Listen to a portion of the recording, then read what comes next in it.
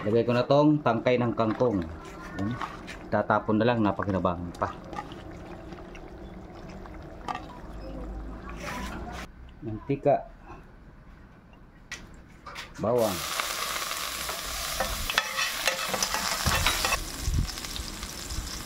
pag may bawang, may sugat.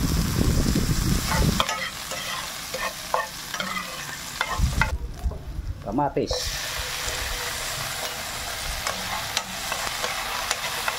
dalawang sardinas, sabayan sa masarap to. Baba, yun, ang lalaki. Sili, konting paminta,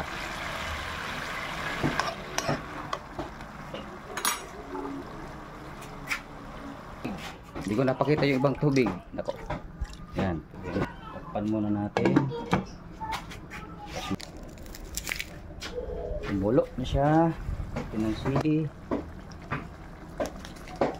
pampalasa, konting toyo para medyo may kulay.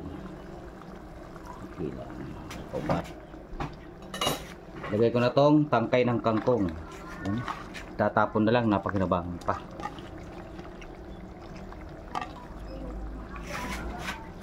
Pa natin ulit.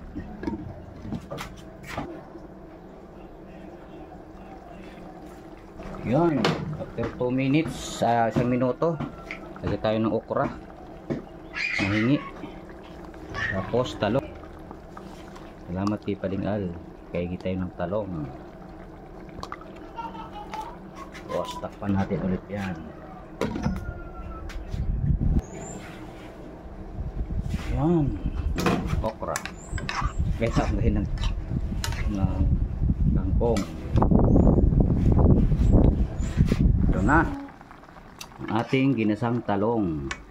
Dali na itong maluto.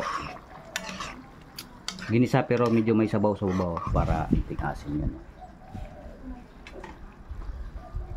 Asim-asim, kalamansi juice. Takpan ko lang mga ilang segundo.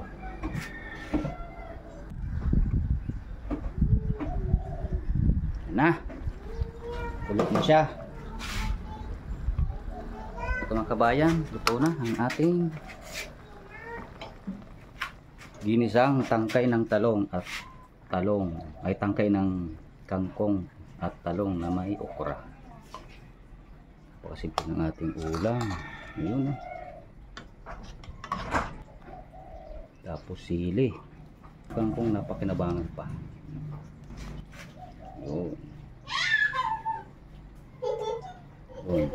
Okay na, salamat sa mga nanood.